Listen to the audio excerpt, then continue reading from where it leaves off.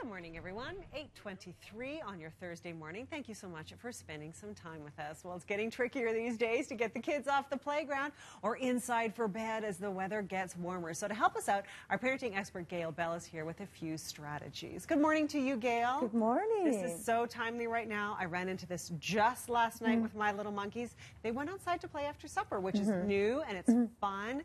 But they still have school. So, I mean, we can't be out all night, right? It's a school day. That's right. And because where we live, it's also light out. I was watching just these precious little beings playing soccer the other night. I mean, they were like this big. Aww. And then heard a mom, you know, across the playground because she was standing talking. And so let's just take it from a kid's perspective. So they're playing soccer. They finish their soccer game, and 10 kids run to the little playground structure there. And moms or dad are talking to a friend or somebody they met at the soccer game, and they're talking, and they look up, and their child's not there, but they see them right over there playing with all their friends, and they go, "What are you doing? We got to leave. Come on, hurry up. It's late." Right. And the child's like, "What?" You were just talking. Yeah. Yeah. So sometimes it helps us as parents to get the child's perspective because that gives us perspective on how they're feeling and how we can plan to make this different. So it is, we hear so many, or we get so many calls about this one thing. How do we get them to leave? They're so sad. So you have to make a plan with your family. So with the little ones, you need to say, and get a calendar out they can see, not a family calendar on your desk. Okay, so one that the little ones can see up on the wall. Right, and say, you know what, soccer is on Tuesday and Thursday, Friday we can go to the park. Okay. Okay, and then when soccer's over, parents, you need to be present. Right, so you're not over here. You're not over here you're talking. Right down at their level. Yeah, saying great, and now we need, so give them a plan. Okay. Give them a plan. Give them a cue word if that works. Please try not to bribe them to get them back to the car. Okay. Yeah. So it's not like, come on into the car, I'll give you your iPad. Exactly. Okay. Or we'll have a treat when we get home. Right. That's not good. No, that's not teaching them anything, is it? No, because this really is a life skill. It is a life skill. So what about this idea of not making it a no? That's really important, right? It is, because kids here know a lot. Right. Right? Yeah. So it's about taking the time to tell them the expectations for your family before.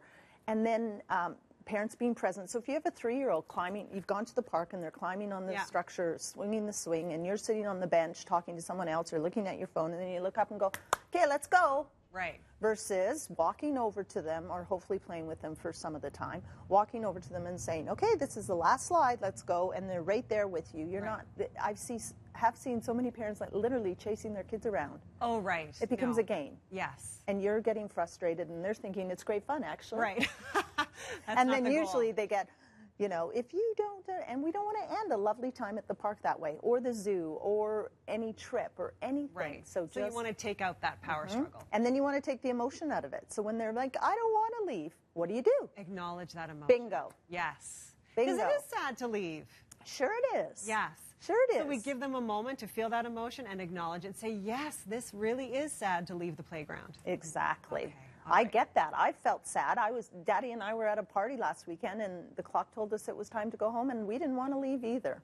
Right. Right? Okay. So, and this is a life skill, and if you stay consistent and non-emotional, you're the role model. You're modeling for them how we leave places, you know, calmly, and it's okay to feel sad. So that's all really important learning. And this is for a your life children. skill that will keep going forward, right? Oh, So we're talking about the little yes. ones, but we can apply this right up the age. Yes, when your daughter in grade 7 runs out of school and says, "Sharon says I can sleep over tonight," and you go, you know, what? You haven't had, you know, if you blow up, it becomes a big deal. Right. Then you become the mean mom or the mean dad telling them what they can't do versus, wow, that's not going to work for our family this weekend, but let's go home and look at the calendar.